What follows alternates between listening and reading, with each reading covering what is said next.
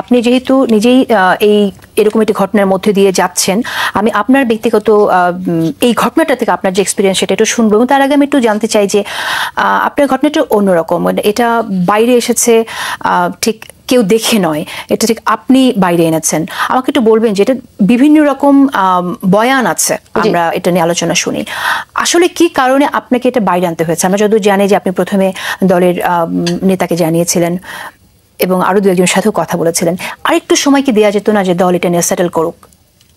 আচ্ছা, সেটা হচ্ছে আমি স্টেটমেন্টগুলো দল বিচার করুক, এরকম কোনো সুযোগ আপনি দিয়েছিলেন কিনা?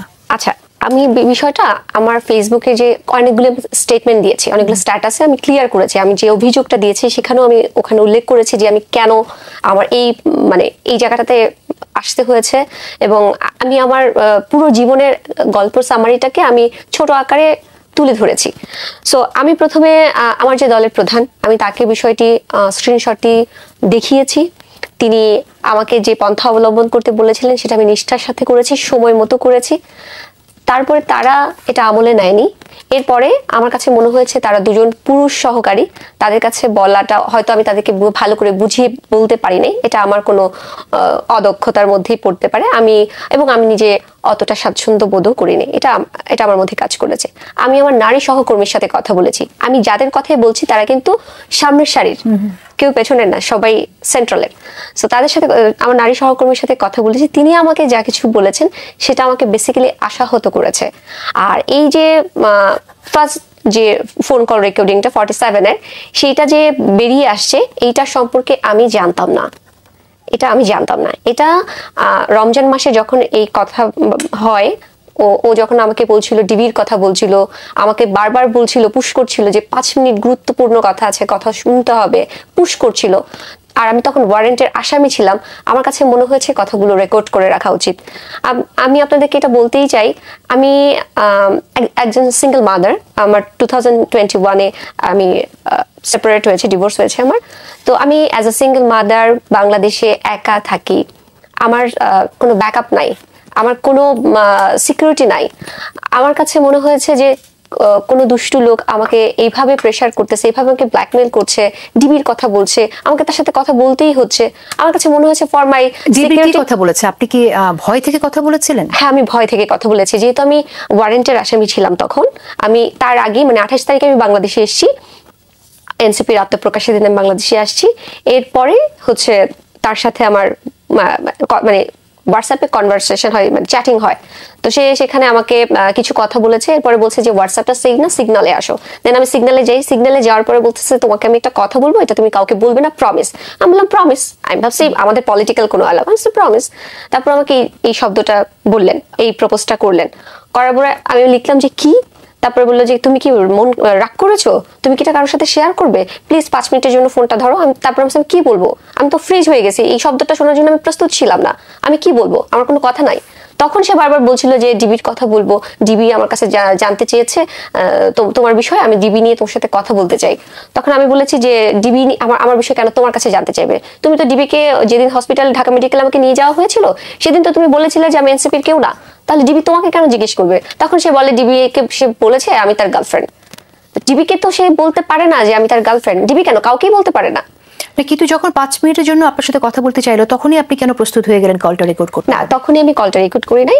আমি তার সাথে পুরো কনভারসেশনটা ছিল 1.5 ঘন্টার। 47 থেকে আমি স্টার্ট করেছি।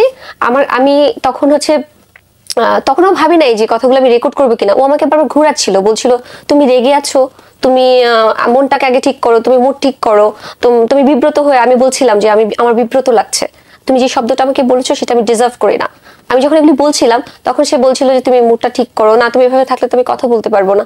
তখন সে এইভাবে যখন কথা বলছিল আমাকে এক ধরনের ম্যানিপুলেট করার চেষ্টা করছিল। আমার কাছে মনে হয়েছে যে এই কথাগুলো সংরক্ষণ করে রাখা উচিত, সেই জায়গা থেকে আমার সেফটির জন্য আমি কথাগুলো রেকর্ড করেছি। কিন্তু এরকম একটা শব্দ আপনাকে বলার পর তো আসলে সেকেন্ড জায়গাতেই যাওয়ার কথা না, সেকেন্ড টাইমে তো আর কথা বলার কথা, তারপর আপনি কথা চালিয়ে গেলেন কেন? আমাকে চালিয়ে যেতে হয়েছে কারণ আপনি দেখেন আমি গোপনে থাকছি। আমি সম্মুখে আসতে পারছি না কারণ আমার নামে ওয়ারেন্ট, আমাকে লয়ার ঠিক করতে হবে, মাত্র দেশে আসছি, লয়ার ঠিক করতে হবে, কি করতে হবে না করতে হবে আমি এখনো বুঝে উঠতে পারি নাই। এনসিপির মধ্যে একমাত্র তুষারের সাথে আমার কথা হচ্ছিল, আর হচ্ছে আমার মানবাধিকার কর্মী যে ভাইয়া আছেন তার সাথে কথা হচ্ছিল। এনসিপি নেতাদের কাছে আপনি পরে গেছেন এই ঘটনাটা যখন আপনার কাছে মনে হয়েছে অভিযোগ জানানোর মতো, তখন আপনি গেছেন, কিন্তু আগে আপনার এই ভালনারেবিলিটি যেটা আপনি ফিল করছিলেন তখন আপনি কেন গেলেন না? আচ্ছা, তখন কেন গেলাম না, এটা ভালো একটা প্রশ্ন। সেটা হচ্ছে আমাকে প্রথমে হচ্ছে একজন আইনজীবী ম্যানেজ করতে হলো, আমাকে হচ্ছে প্রাথমিক জামিন নিতে হলো, তারপর স্থায়ী জামিন নিতে হলো, এগুলো ভাইয়া ভালো বুঝবেন। তারপরে হচ্ছে আমার বাচ্চা, 2টা বাচ্চা এখন পর্যন্ত আমার কাছে হাইকোর্ট, ফ্যামিলি কোর্ট এবং সুপ্রিম কোর্ট 3টা কোর্টের অর্ডার থাকা সত্ত্বেও আমি এখন পর্যন্ত আমার বাচ্চাদের সাথে ঘুমাতে পারছি না। আমি আমার বাচ্চাদেরকে নিয়ে ফাইট করছি। আমি ঈদের দিন বাচ্চাদেরকে দেখার জন্য, শুধুমাত্র দেখার জন্য, ঈদের দিন আমি আমার বাচ্চার সাথে কুশল বিনিময় করব, এই দাবিতে প্লে কার্ড নিয়ে আমি আমার এক্স হাজবেন্ডের বাড়ির সামনে দাঁড়িয়েছিলাম। আমি আমার বাচ্চাদেরকে নিয়ে যেখানে আমি ফাইট করছি, যেখানে আমার নামে কেস হয়ে আছে, আমি মামলা থেকে নিজেকে বাঁচানোর চেষ্টা করছি, সেখানে এই কথাটা নিয়ে আমি কাকে গিয়ে বলবো? কাকে, মানে ওইটা আমার কাছে ইম্পর্টেন্ট নাকি আমার বাচ্চাদেরকে নিয়ে ফাইট করাটা আমার কাছে ইম্পর্টেন্ট? ওই মুহূর্তে আমার কাছে আমার বাচ্চা ইম্পর্টেন্ট ছিল, সো আমি ফাইটটা করেছি। আমি এই জন্য সময় পাই নাই। তাছাড়াও আমি এটা হচ্ছে বলতাম না, যখন একজন পুরুষ একজন নারীকে একটা প্রপোজ করে এবং সেই নারী, তার বাকস্বাধীনতা আছে, সে বলতে পারে, একজন নারীও তার বাকস্বাধীনতা আছে, সে না করে দিতে পারে, বিষয়টা এখানে সীমাবদ্ধ থাকতে পারতো। ওকে, এখন আপনি বলছেন যে আপনি শুরুতেই অভিযোগ জানিয়েছিলেন, তাহলে জানানোর পরও ব্যবস্থা নেয়নি, কিন্তু আপনি এই দলের সাথেই ছিলেন। নারীর অধিকার প্রশ্নে এনসিপির পলিসি কি, আপনি কি জানেন কিছু, বা আপনার কাছে স্পষ্ট ধারণা আছে কিনা? কারণ আপনি যে অভিজ্ঞতার কথা বলছেন, এরপরও আপনি এই দলটাতে সাথে যুক্ত আছেন, মানে আপনি নিজে সন্তুষ্ট কিনা তাদের পলিসির ব্যাপারে? এটা আমাকে প্রশ্ন করা না, এটা পুরো নারীদেরকে আমি প্রশ্ন করতে চাই। এনসিপি নারীদেরকে নিয়ে যে ভূমিকা রাখছে জনসম্মুখে, সেটা নিয়ে বাংলাদেশের নারীরা কি হ্যাপি? আমি তো একজন বিপ্লবী, আমার এক্সপেকটেশন ছিল অনেক হাই। আমি এই দলটাকে ওন করি, আমি এই দলে আসছি হচ্ছে নারীদের জন্য কিছু করতে চাই বলে, একটা এক্সাম্পল তৈরি করতে চেয়েছি। সেই জায়গা থেকে আমি এই দলে আমি যুক্ত হয়েছি, কিন্তু সেই জায়গা থেকে এখন পর্যন্ত আমাকে একটি নারী নেত্রী ফোন করে নাই, বা নারী সদস্য এখন পর্যন্ত ফোন করে জানতে চায় নাই, নীলাপা আপনি বেঁচে আছেন, নীলাপা আপনার সাথে এই ঘটনাগুলো ঘটছে, আমি আপনাকে ফিল করছি, এনিথিং, একটা হ্যালো বলা, একটা মিস কল দেয়, একটা টেক্সট করা, কিছু না, এখন পর্যন্ত একটি নারী আমাকে ফোন করেননি। আসলে সাইদ আব্দুল্লাহ, আপনার কাছে শুনতে চাই যে ঘটনাটি আসলে যে জায়গায় চলে এসেছে, আমরা দেখছি যে একটি দল, সেই দলের উপর একটা কালিমা যেন চলে এসেছে ঘটনাটা সামনে আসার পরে। নীলার আসলে কি করণীয় ছিল, কি করতে পারতো? আসলে পুরো ঘটনা শোনার পরে, মানে আমরা আইনের বই পড়ে যেটা আমরা বুঝি, যে ধরেন যে নর্মাল একজন মানুষ যে কোনো কমেন্ট করতেই পারে, কিন্তু আমি মানে as a student of law আমি একটা কনক্লুসিভ রিমার্ক ততক্ষণ পর্যন্ত না করব যতক্ষণ পর্যন্ত আমি বুঝবো যে একটা ফেয়ার ট্রায়ালের ভেতর দিয়ে ব্যাপারটা গেল। তবে সামাজিক একজন মানুষ হিসেবে আমি যেটা বোঝার চেষ্টা করি, তার পুরা কথাবার্তা শোনার পরে আমি একটা জায়গা আমার কাছে মনে হচ্ছে এটা নিয়ে আলোচনা করার সুযোগ আছে, যে একটা দলের ভেতরে নারী সদস্যরাও যারা আছেন তারা তো অনেক বেশি প্রোগ্রেসিভই হওয়ার কথা, এবং প্রোগ্রেসিভ ইন এ সেন্স যে তারা পড়াশোনা জানা, তারা সবকিছু, এবং প্রোগ্রেসিভ শব্দটাকে তো আবার বিভিন্ন মানুষ বিভিন্নভাবে ব্যাখ্যা করে, আমি ওইদিকে যাচ্ছি না, জাস্ট আমি বোঝানোর চেষ্টা করছি যে শিক্ষিত মানুষজন অনেকেই তো আছেন, কিন্তু তাদের পলিসিটা কি হবে এই ব্যাপারটা এখন পর্যন্ত ডিফাইন্ড কেন না? এবং যদি আমি ধরে নেই যে অন্য একটা পক্ষের স্টেটমেন্ট পুরোপুরি যদি একইভাবে যায়, যদি না যায় সেক্ষেত্রে আমার বক্তব্যটা আবার এইরকম থাকবে না, কিন্তু যেভাবে বলা হলো যদি এইভাবেই হয় যে দলের সর্বোচ্চ ব্যক্তিকে, পুরুষ সদস্যকে বলা হয়েছে, তারপরে কমফোর্টেবল পজিশনটা না পাওয়ার কারণে নারী যারা সহকর্মী আছে তাদের কাছে রিস্ক করার পরে তাদের কাছে ঠিক মতো যে রেসপন্সটা পাওয়ার দরকার ছিল পায় নাই, এটা তার নিজস্ব বক্তব্য থেকেই বুঝতে পারলাম আমি, এটা আমার কোনো মতামত না। তো যখন নিজের দলের নারী সদস্যদের ভেতর থেকেও পাচ্ছে না, তার মানে হলো তাদের পলিসিটা নাই, ইদার তার পলিসির সাথে তার ব্যক্তিগত পলিসি মিলছে না, আর কোথাও না কোথাও কোনো গ্যাঞ্জামটা হচ্ছে। তো এই জায়গা থেকে এনসিপি যেহেতু গণ অভ্যুত্থান পরবর্তী সময়ে উঠে আসা দল, তারা নিজেদেরকে দাবি করে, নতুন বন্দোবস্ত তাদের ভেতরে আছে, এবং সবসময় আমি কি মনে করি বাংলাদেশের ট্রেডিশনাল রাজনৈতিক দলগুলো তাদের তো বিভিন্ন লেয়ারের বিভিন্ন লেভেলের কর্মীরা থাকে, কিন্তু এই গণ অভ্যুত্থানের পরবর্তী সময়ে উঠে আসা একটা দল, তাদের ফান্ডামেন্টাল যে সাপোর্ট বেস যেটা ছিল সেটা অবশ্যই আরবান মিডল ক্লাস এবং শহুরে যারা মানুষজন আছে তারা, কিন্তু এই আরবান মিডল ক্লাস যাদের সাপোর্টটা পুরোপুরি এই নতুন দলের পক্ষে ছিল, তখন যারা দেখবে যে এই নারীদের প্রতি তাদের যে মনোভাব, সেই মনোভাবটা এখন পর্যন্ত ডিফাইন্ড না, তখন কিন্তু একটা বিশাল বড় সংখ্যক নারী সাপোর্টার যারা আছে, লেটস সে স্কুল কলেজের যে নারী সদস্যরা পড়াশোনা করছে, বিশ্ববিদ্যালয়ে পড়াশোনা করছে, চাকরি বাকরি যারা করছে, তাদের কিন্তু একটা বিরূপ প্রতিক্রিয়া আসতে পারে। অথচ এরাই ছিল এই দলটার ফান্ডামেন্টাল একটা বেজ। আমি আরেকজন শিল্পী, খুবই জনপ্রিয় একজন কণ্ঠশিল্পীর একটা স্ট্যাটাসের রেফারেন্স আমি টেনে নিয়ে আসছি। কণ্ঠশিল্পী শায়ান আপা আওয়ামী লীগ আমলে উনি যেভাবে প্রতিবাদ জারি রাখতো রাস্তায়, এবং তার যে কীর্তি, এটা শুধুমাত্র গণ অভ্যুত্থান কালীন সময়ে না, অনেক আগে থেকেই উনি অনেক বেশি অ্যাক্টিভ ছিলেন। এই মানুষটা ফ্যাসিবাদের বিরুদ্ধে কয়েক বছর ধরে যেভাবে ফাইট করছেন, উনি একটা স্ট্যাটাস দিয়ে সরাসরি বলেই দিয়েছেন যে এরা আসলে নারীদের স্বার্থকে প্রোটেক্ট করবে না, সে ভোটই দিবে না। এই ধরনের অনেক মানুষজন আছে এই পলিসিগুলোতে যখন ঠিকমতো অ্যাকশন দেখছে না, আবার দেখবেন নারীদের ড্রেস কি হবে, তারা একটা বোর্ড বসাইতে চায়, বিভিন্ন বোর্ড বসায় তারা ডিসিশন নিবে, আবার যখন এই ব্যাপারটা তাদের দলের ভেতরে আসছে, এটা কোনো দল না। একটি বিষয়ে আমরা সামাজিক যোগাযোগ মাধ্যমে অনেকে শেয়ার করতে দেখেছি, আর সেটা হচ্ছে 8 আগস্ট বিশেষ কোনো দিবস পালিত হবে না। সরকার আগে ঘোষণা দিয়েছিল 8 আগস্ট বিশেষ দিবস পালিত হবে, কিন্তু পরবর্তীতে এটা নিয়ে আপত্তির জেরে সরকার পিছু হটেছে। আমাদের প্রশ্ন হচ্ছে, সরকার এমন সিদ্ধান্ত কেন নেয় যেখানে স্টিক করতে পারে না? আমার মনে হয় যে সিদ্ধান্তগুলো নেওয়ার আগে সরকার যদি আরেকটু ভেবে সিদ্ধান্ত নেয়, তাহলে হয়তো সেটা একটু সবার জন্য ভালো হবে। এর পরের যে খবরটি দেখছি আমরা সামাজিক যোগাযোগ মাধ্যমে অনেক আলোচিত হয়েছে, সেটা হলো প্লেনে ওঠার সময় উপদেষ্টা আসিফের ক্যারিয়নে মিলল গুলিসহ ম্যাগাজিন। আমরা জেনেছি যে এই ম্যাগাজিনের বৈধতা আছে, তিনি এই ম্যাগাজিনটার সাথে ছিল বলে দুঃখ প্রকাশ করেছেন। সেক্ষেত্রে সামাজিক যোগাযোগ মাধ্যমে আলোচনা হচ্ছে যে অস্ত্রের লাইসেন্স নেওয়ার জন্য কয়েকটি শর্ত পূরণ করতে হয়, সেই শর্ত অনুযায়ী তাকে গত 3 বছরের ইনকাম দেখাতে হবে, ক্ষেত্র ভেদে 3 লাখ থেকে 1 লাখ, সেই শর্ত তিনি পূরণ করে লাইসেন্স নিয়েছেন কিনা। আর তাছাড়া এই আলোচনাটাও আছে যে তার তো নিরাপত্তা প্রহরী আছে, তার সাথেই কেন অস্ত্র রাখতে হবে। আলোচনায় ফিরে যাচ্ছি, আমরা কথা বলছিলাম নীলা ইসরাফিল, আপনার কাছে একটু আসতে চাই। আপনি যখন এই অভিযোগটা করলেন, এরপরে আপনার কি কখনো মনে হয়েছে যে এনসিপিকে নিয়ে তো অনেক সমালোচনা হলো, আপনার কি মনে হয়েছে যে এনসিপির অনেক ক্ষতি হয়ে গেল আপনার এই অভিযোগটা এভাবে করার কারণে? আমি তো প্রথমে ক্লোজ ডোর মিটিং করতে চেয়েছিলাম। আমি বুঝেছিলাম যে এটা যদি বাইরের মানুষ জানে তাহলে এটা নিয়ে বিতর্ক সৃষ্টি হতে পারে, কারণ এনসিপির দিকে তো আসলে অনেকে যেহেতু হাই এক্সপেকটেশন মানুষ রাখে, সেহেতু সবার দৃষ্টি এনসিপির দিকে।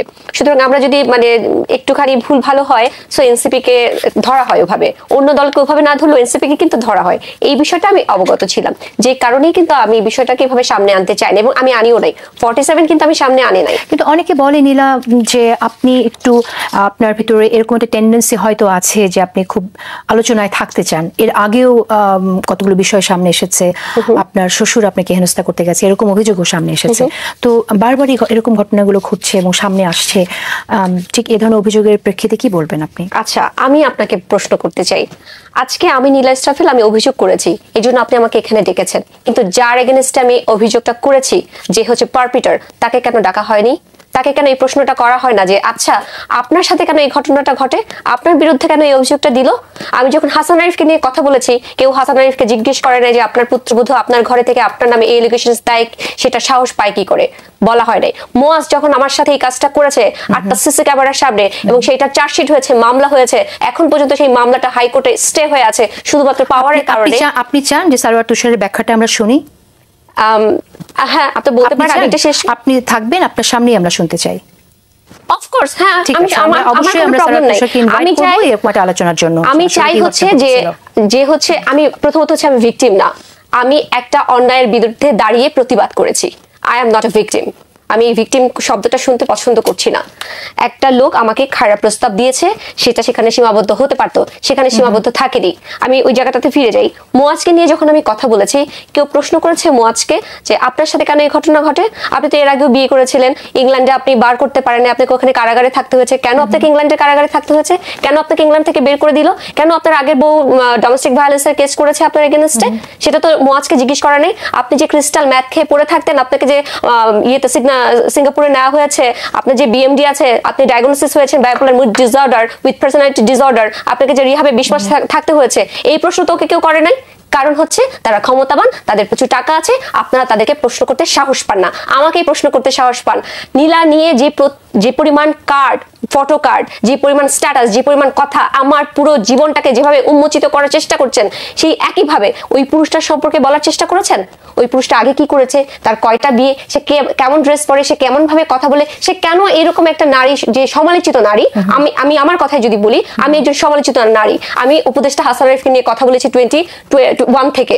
আমি কারাগারে থেকেছি, কারাগারে আবার বাচ্চা হয়েছে, এটা জানে না কে? আমি হাসান আরিফের মতো একটা মানুষের মুখোশ উন্মোচন করে দিয়েছি, এই বিষয়টা জানে না কে? এমন একটা প্রতিবাদী নারীকে নিয়ে আপনি এ ধরনের চিন্তা করছেন, আপনি এর আগে ভাবেননি কেন? আমি চিন্তা করছি না, সামাজিক আমি সমাজটাকে বলছি, আমি নাম ধরে বলছি, আমি তুষারকেই বলছি যে তুষার যে আমাকে এরকম একটা প্রস্তাব দিবে, তুষার কি জানতো না যে আমি হাসান আরিফের মুখোশ উন্মোচন করে দিয়েছি?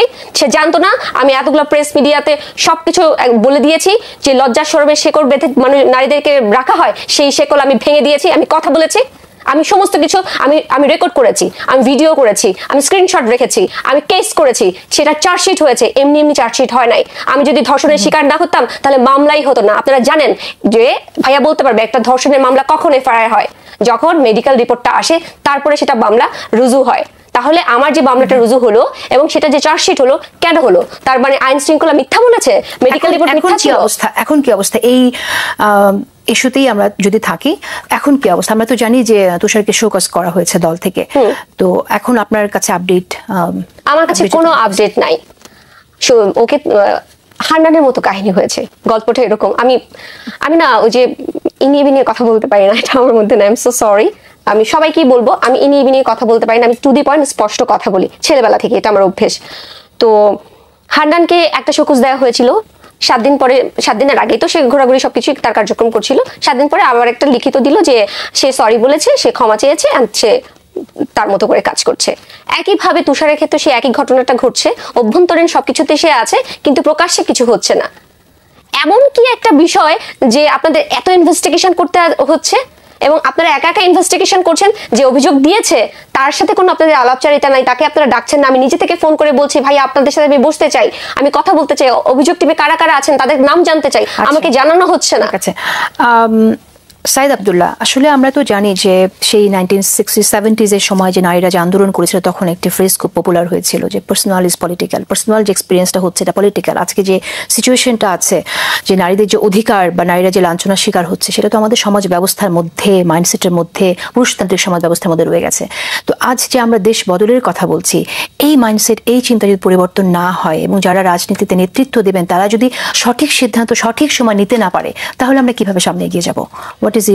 আমি সবসময় একটা জিনিস মনে করি, দেখবেন একটা উদাহরণ দিয়ে, কয়েকদিন আগে একটা পলিটিক্যাল একটা প্রোগ্রাম ছিল, সেই জায়গাতে বিভিন্নভাবে আলাপ আলোচনা চলছে। দেখবেন আলাপ আলোচনাটা শুরু হয় এইভাবে যে তাহলে আমরা নারী ও শিশুদের নিয়ে এই কাজটা করতে পারি। আপনি উইদিন ব্র্যাকেট যখন নারী ও শিশু নিয়ে আসছেন, তারপর আরো কয়েকজনের পাশাপাশি আমিও প্রশ্ন তুলেছিলাম এটা তাহলে পুরুষ ও শিশু কেন হয় না? নারী তো টোটাল পুরুষের মতোই সক্রিয় আর একটা উইং, সে জায়গায় শিশু, সবাই শিশু, সেটা পুরুষ শিশু হোক নারী শিশু হোক।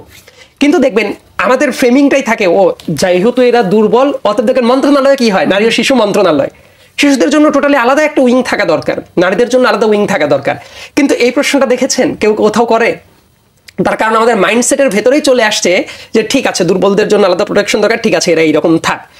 এই কাজগুলা করতে করতে আমাদের মাইন্ডসেটের ভেতরে যেটা আছে যে একজন নারী রাজনীতিতে আসা মানেই নারীটা খারাপ।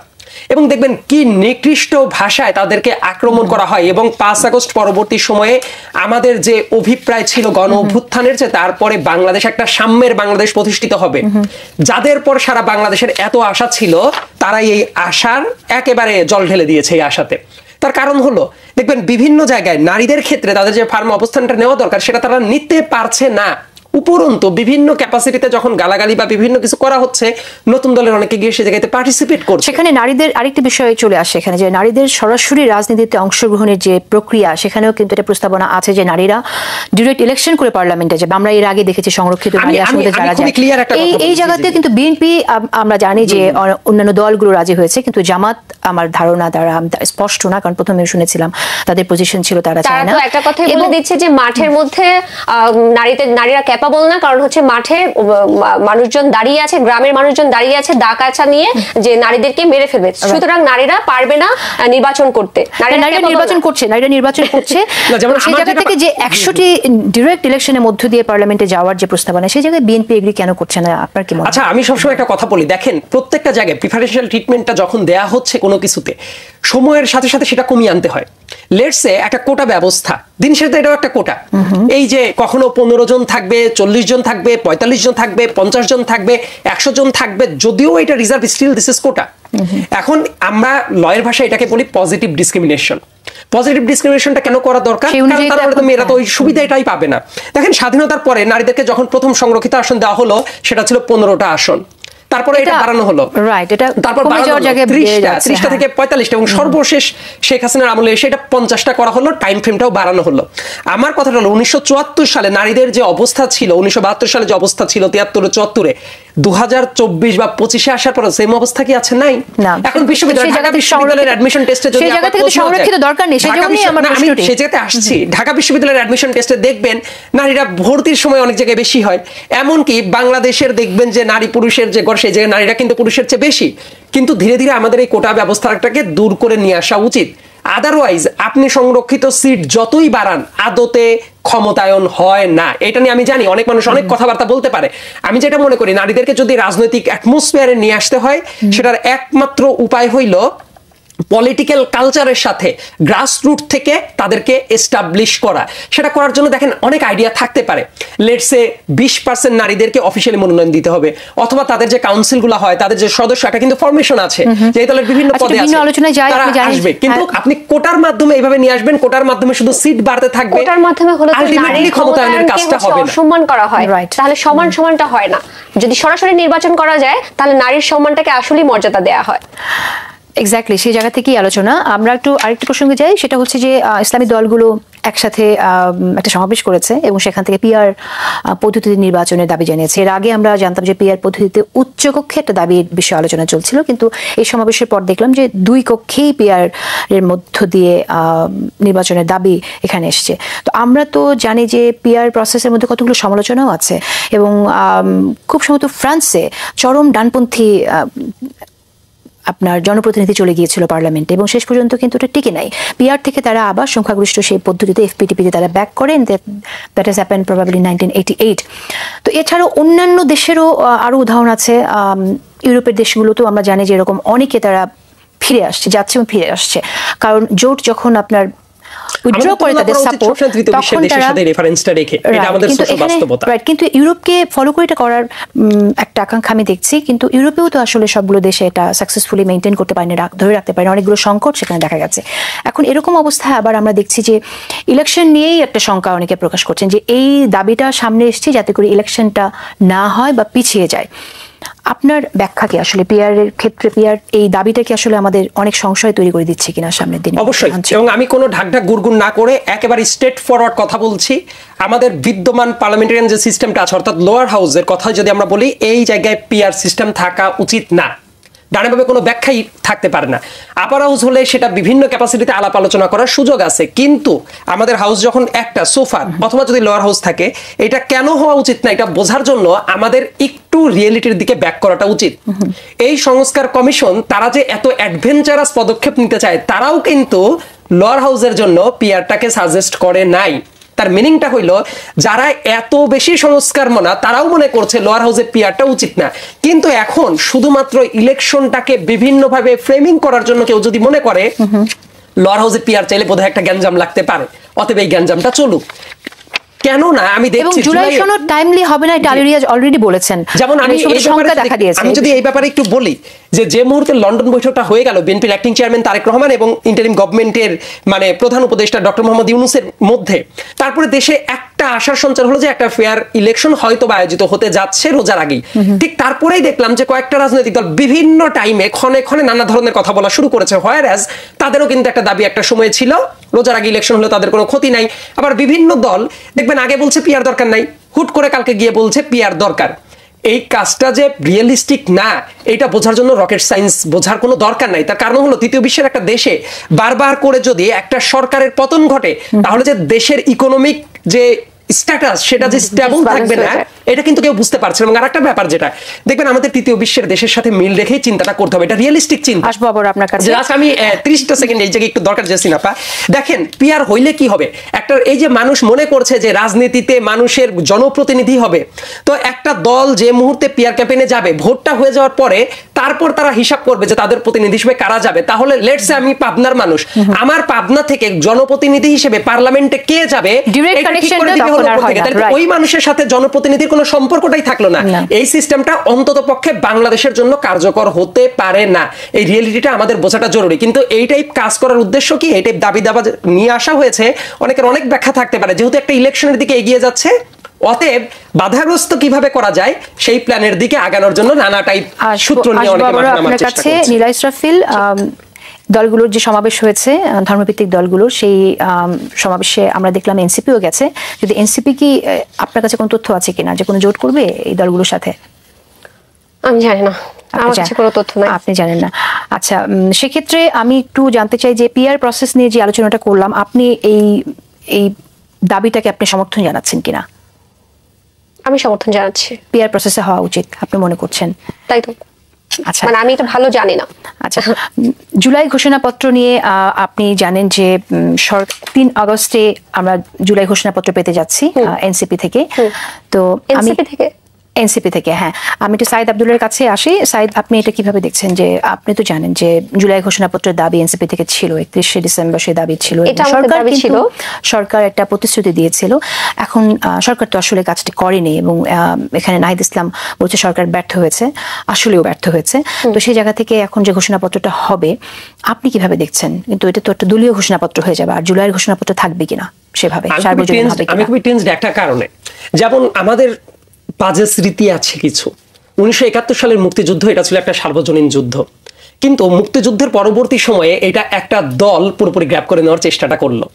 এর ফলে যেটা হলো, যে কোনো ডিসিশন, যে কোনো কিছু একমাত্র মুক্তিযুদ্ধের ঠিকাদার হয়ে গেল আওয়ামী লীগ, এবং তারা বোঝানোরই চেষ্টা করলো আওয়ামী লীগের বাইরে যারা, তারা সবাই মুক্তিযুদ্ধ বিরোধী, হোয়ারএজ অন্যান্য দলের বহু মানুষ ছিল ডিরেক্ট রণাঙ্গনের যোদ্ধা। কিন্তু তাদের ক্রেডিটটা দেওয়া হলো না। মুক্তিযুদ্ধের এই যে চেতনা শব্দটা পজিটিভ শব্দ না হয়ে এমনই জায়গা কিছু হয়ে গেল, একটা নেগেটিভ শব্দ হয়ে গেল। গণ অভ্যুত্থান পরবর্তী সময়ে দেখবেন এইটা ছিল জনতার একটা গণ অভ্যুত্থান, সবার স্টেক ছিল, ছাত্রদের, রাজনৈতিক ব্যক্তিদেরকে, অরাজনৈতিক ব্যক্তিদেরকে, এমনকি ছোট ছোট বাচ্চাদেরও, তারাও এসে নেমে গিয়েছে। কিন্তু আর একটা ভুল হয়ে যেতে পারে যদি একটা দল শুধুমাত্র এই গণ অভ্যুত্থানের ঠিকাদার হয়ে যেতে চায়। যখনই জুলাই ঘোষণাপত্র আসার কথা, অবশ্যই সরকার বলছে যে এত তারিখের ভেতরে ঘোষণাপত্র দিব, কিন্তু সরকার তার নিজের ক্যাপাসিটি সম্পর্কে ওয়াকিবহাল না যে তারা কি করতে পারবে। দিন শেষে যখন এই ডেটের মাধ্যমে দিবে না, তখন এনসিপি যদি নিজেই মনে করে তারা নিজেরাই একটা ঘোষণাপত্র দিয়ে দিবে জুলাইয়ের পর, তার মানে আবার কিন্তু ওই সংখ্যাটা কাজ করে। তাহলে কি গণ অভ্যুত্থানের একমাত্র স্টেক হোল্ডার তারাই হয়ে যাচ্ছে কিনা? আমি যেটা মনে করি, এনসিপি দল হিসেবে অবশ্যই বেড়ে ওঠাটা উচিত বাংলাদেশের স্বার্থেই। অনেকের অনেক ধরনের অভিমত থাকতে পারে, কিন্তু একটা গণতান্ত্রিক পরিবেশ থাকার জন্য নতুন দল উঠে আসবে, এটাই তো স্বাভাবিক, এবং আমি তাদেরকে সবসময় ওয়েলকাম করি। কিন্তু এই ব্যাপারটা যদি এক কেন্দ্রিক হয়ে যায়, তাহলে আবার ওই যে একটা পুরনো স্ট্রাকচার, যে গণ অভ্যুত্থানের একমাত্র শক্তি এনসিপি হয়ে যাচ্ছে কিনা, এইটাকে কেন্দ্র করে চেতনার ব্যাপারটা আবার নেগেটিভলি ফ্রেমিং হবে। আমি একটা উদাহরণ বলি, নাসিরউদ্দিন পাটোয়ারি ইলেকশন কমিশন থেকে সেদিন বের হওয়ার পরে কয়েকজনকে নিয়ে অন রেকর্ড আমি বলছি, তার সামনে তার দলের লোকজন আছে, সে বলছে তারা যেহেতু কয়েকটা প্রতীক চেয়েছে, যদিও প্রিম্যাচিউর তারা সেলিব্রেট করছে, তারা সাপ্লাই পেয়ে গেছে, তারা বলছে এনসিপির মার্কা কি শাপলা, অবশ্যই, এবং একই সাথে বলছে গণ অভ্যুত্থানের মার্কা কি শাপলা। দেখেন, ওটা তো তাদের দলীয় প্রতীক, তারা দল গঠন করেছে। গণ অভ্যুত্থানের সাথে যারা ছিল তারা কি সবাই এনসিপিতে যুক্ত হচ্ছে? উত্তর হলো না। তাহলে গণ অভ্যুত্থানের প্রতীক কিভাবে শাপলা হয় যদি তারা ওইটাও পেয়ে থাকে? তার মানে গণ অভ্যুত্থানের একমাত্র স্টেক হোল্ডার যদি এনসিপি হয়, আবার সেই 71কে যেভাবে একটা দল নিজেদের ভেতরে নিয়ে গিয়েছিল, এটা হওয়ার কারণে যে নেগেটিভ ইম্প্যাক্টটা পড়ে সেটা কিন্তু পড়বে। আমার কাছে যেটা মনে হয়, ঐক্যমত্য হওয়ার অনেকগুলো জায়গা আছে, এবং এইটা পলিটিক্সটা হলো একটা আর্ট অফ নেগোসিয়েশন। আপনি নেগোসিয়েট করবেন, করতে করতে এই জায়গায় কিন্তু কম্প্রোমাইজও করবে অনেকে, অনেক কিছু কম্প্রোমাইজ হচ্ছে। সেই কম্প্রোমাইজ গুলো করার পরে যে কয়েকটা বিষয়ে ঐক্যমত্য হবে, সেইগুলোর পর ভিত্তি করে সব দল মিলে একটা কোনো না কোনো ক্যাপাসিটিতে কিন্তু একটা সনদ বা কোনো কিছু হইতেই পারে। কিন্তু জুলাই সনদ তো হচ্ছে, আবার জুলাই ঘোষণাপত্র যেটা। এবং আমি একটা প্রশ্ন সাইদ ভাইকে করতে চাই, সেটা হচ্ছে জুলাই যে ঘোষণাপত্র, এটা তো হচ্ছে রাষ্ট্রের কাজ, রাষ্ট্রীয়ভাবে আসতে হবে, এটা কি কোনো দল দিতে পারে কিনা? রাষ্ট্রীয়ভাবে না আসলে এটাকে যেভাবে এক্সপেক্ট করছে মানুষ, সেই ব্যাপারটা হবে না। তখন একটা দলের পার্টিকুলার কিছু এজেন্ডা থাকবে। এটা যদি দলীয় যে কোনো দল, এনসিপি হোক, আওয়ামী লীগ, সরি বিএনপি হোক, যে কোনো দলই যদি দেয় তাহলে সেটা তাদের হয়ে যাচ্ছে। কিন্তু এই গণঅভ্যুত্থানে তো শুধুমাত্র এনসিপি বা বিএনপি অবদান রাখে না, এখানে আর্টিস্টরা ছিল, এখানে কৃষকরা ছিল, রিকশাওয়ালারা ছিল, নানান পেশাজীবী মানুষরা ছিল। এটা অবশ্যই রাষ্ট্রীয়ভাবে সরকারি প্যাটার্নে রাষ্ট্রীয়ভাবে যদি এটা না আসে তাহলে এটা স্রেফ একটা দলের ফ্রেমিং এ থাকবে। আসলে না কেন সেই প্রশ্নটাও সামনে আসতে হবে। সরকার তো চেষ্টা করেছিল এবং সরকার বিএনপির সাথে কথাও বলেছিল ঘোষণাপত্র। আমার মনে হয় যে এখনো সেই আলোচনাটা চলমান আছে, সেটার আলোচনা এখনো চলমান আছে, এখনো চলমান আছে। কারণ ঐকমত কি ব্যাপারে হতে পারে, ব্যাপারটাকে আমি সবসময় বলি, দেখেন এই ঐকমত কমিশনে এমন অনেক অ্যাডভেঞ্চারাস প্ল্যান ছিল যেটা এক্সিকিউট করার মতো না। আবার এমন কিছু কিছু প্ল্যান আছে যে জায়গাগুলোতে যদি খুবই ফোকাসড থাকা যায়, আমার কাছে মনে হয় কি ওই যে আমি বললাম না যে কম্প্রোমাইজ করার যে জায়গাটা, এটা আর্ট অফ নেগোসিয়েশন থেকে আসে। এটা যদি ঠিক লাইনে চলতে থাকে তাহলে অনেক ব্যাপারে নেগোসিয়েশন হয়ে যেতে পারে। আমি আশাবাদী মানুষ এবং আমি এখনো বিশ্বাস করি এখনো যদি প্রত্যেকের সদিচ্ছাটা থাকে এখনো অনেকগুলো ব্যাপারে ঐক্যমত হওয়া সম্ভব। কিন্তু কেউ যদি মনে করে এই পয়েন্টে সবার একমত হতেই হবে, যখনই এটা হইলো হতেই হবে, তখন তো এটা ঐক্যমতের দরকার নাই। কারণ প্রত্যেকে বসলে দেখেন আপনার একটা মতামত থাকবে, আপনার একটা মতামত থাকবে, আমার একটা মতামত থাকবে, আমরা কি সবাই সব পয়েন্টে একমত হব? উত্তর হলো না। কিন্তু যে কয়েকটা পয়েন্টে একমত হতে পারে, আমাদের রিয়েলিস্টিক হওয়ারও সুযোগ আছে। কিন্তু আমরা একদমই রিয়েলিস্টিক হলাম না। শুধুমাত্র দেখেন অনেক একটা পার্টিকুলার পয়েন্ট আবার বলতেই হবে, আমি জানি এটা শোনার পরে এখন অনেকেই বিভিন্নভাবে দেখতে পারে সরকারে আমরা ধরেই নিচ্ছে যে একটা দল আসবে, অতএব বন্ধুরা যেহেতু আসতে পারছে না, এই সরকারটা যত দুর্বল হয় তারা হাত পা বেঁধে দেওয়ার চেষ্টাটা করতেই হবে। কিন্তু আমাদের একটা পয়েন্ট ভুলে যাওয়াটা উচিত না, আমাদের বর্ডারের যে দেশগুলো আছে, দুইটা দেশ, দুইটাই বন্ধুত্বপূর্ণ সম্পর্কের কথা বললেও আদতে বিভিন্ন ক্ষেত্রে তারা হোস্টাইল মানে আচরণটা করে। তো আমাদের দেশের সরকার যদি দুর্বল থাকে, ক্ষণে ক্ষণে সরকার পতনের ট্র্যাপ তৈরি হবে। আর বিরোধী দলকে টার্গেট করে এমন কাজ হতে পারে না যে দেশের বাইরে থেকে পরিকল্পনা করা হবে যে ঠিক আছে তোমাদের এই ইনসেন্টিভ দেওয়া হবে, এইভাবে সরকারের পতনটা হোক। আমাদের দেশের তৃতীয় বিশ্বের একটা দেশের রাজনীতি চলে অর্থনীতি দিয়ে। আমাদের যদি ইকোনমিক স্ট্যাবিলিটি না আসে, মাসে মাসে চাঁদে চাঁদে যদি সরকার পতনের মতো ঘটনা ঘটতে থাকে, তাহলে তো আমাদের দেশই চলবে না। একটু আমি নীলার কাছ থেকে শুনতে চাই, নীলা একটা খারাপ এক্সপিরিয়েন্সের মধ্য দিয়ে গেছে এবং এখনো যাচ্ছে। ভবিষ্যতে কি করতে চাইছেন নীলা? আপনার রাজনৈতিক অভিলাষ কি আসলে? করতে চান পলিটিক্সেই থাকতে চান কিনা? এবং যেহেতু আছেন আপনি, আপনি কি এনসিপিতেই থাকবেন? এটা ডিপেন্ড করে এনসিপির মোরালিটির উপরে। আমি এখনো ওয়েট করছি, আমি দেখতে চাই ওরা আসলে কি করে। ওইটা ডিপেন্ড করবে একেবারে এনসিপি মোরালিটির উপরে ডিপেন্ড করবে আমি ওদের সাথে থেকে রাজনীতি করব নাকি আমি ইন্ডিভিজুয়ালি রাজনীতি করব নাকি অন্য কোনো দলের সাথে রাজনীতি করব। সেটা কি শুধুমাত্র আপনার এই বিষয়ে সিদ্ধান্তকে কেন্দ্র করে আপনি ভাববেন নাকি আরো অনেকগুলো বিষয় যেমন নারীদের বিষয়ে আমার দলের নীতি কি সেটাও আপনি দেখবেন কিনা? অবশ্যই অবশ্যই, আমি সেটাই বলছি যে আমার সাথে ঘটে যাওয়া যে ঘটনাটা, এটা আমি না বললেই পারতাম। এটা তেমন একটা বিগ ইস্যু না। আমি এই ঘটনাটা আসলে কেন বললাম, আমি চেয়েছিলাম যে এই সংগঠনটার মধ্যে একটা অ্যাওয়ারনেস সৃষ্টি হোক। আমি চেয়েছিলাম এই সংগঠনে আরো যারা নারী নেত্রী আছে তারাও যাতে সেফ থাকুক। সেই কারণেই কিন্তু এই ঘটনাটা আসলে তাদের কাছে বলা। এছাড়া আমার অনেক বড় কোনো এক্সপেকটেশন বা অনেক কিছু চেয়েছিলাম, আমার অন্য কোনো উদ্দেশ্য ছিল সেটা কিন্তু নয়। এরপরে এই ঘটনা যখন প্রকাশিত হলো, এরপরে তাদের যে দায়িত্ববোধের যে জায়গাটা সেটা আসলে আমাকে কুণ্ঠিত করেছে। সেটা আমাকে নানানভাবে প্রশ্ন করেছে যে আমি যাদের সাথে আছি তারা আসলে কেমন কি। তো তাদের নারীদের ব্যাপারে যে একটা উদাসীনতা, সেটা আমাকে বিভ্রান্তিতে ফেলেছে এবং সেটা আমাকে নানানভাবে খোঁচাচ্ছে। সো সেই জায়গাটা ক্লিয়ার হতে হবে, শুধু আমার ক্ষেত্রে নয়, প্রত্যেকটা নারীর ক্ষেত্রে তাদের ভূমিকাটা স্ট্রংলি দেশের জন্য তারা যেহেতু কাজ করতে চায়। আরে ভাই, আমাদের এনসিপিতে কয়টা নারী? 50 জন নারী। বাংলাদেশে 52% নারী। তুমি এই 52% নারীকে কিভাবে সম্মান করবে? তুমি যদি একটি নারীকে সম্মান করতে না পারো, একটি দলের ছোট্ট একটা সংগঠন, তার মধ্যে কয়েকজন নারীর সম্মান রক্ষা তুমি যদি করতে না পারো, তাহলে পুরো বাংলাদেশের এই 18 কোটি মানুষের এবং এই 52% নারীদের সম্মান তুমি কিভাবে রক্ষা করবে সেটার প্রমাণ তোমাকে দিতে হবে। আফটার দ্যাট এটা নিয়ে কথা হবে। এই হচ্ছে আমার কথা। সাইদ আব্দুল্লাহ, শেষ করে দেব আজকের আলোচনা। আমার যেটা মনে হয় যে যে আলোচনাটি আসলে ইতিমধ্যে আছে যে একজন নারীকে কেন্দ্র করে একটি দল মাত্র দাঁড়াচ্ছিল এবং অনেকেই বলে যে সেই দলটিকে একটা আঘাত করা হয়েছে। আপনি কি এই বিষয়টি লক্ষ্য করেছেন কিনা? একদম খুব 30 সেকেন্ড। আমার কাছে যেটা মনে হয় যে কোনো একটা ঘটনা ঘটলেও এটার সুষ্ঠু তদন্ত করাটা জরুরি।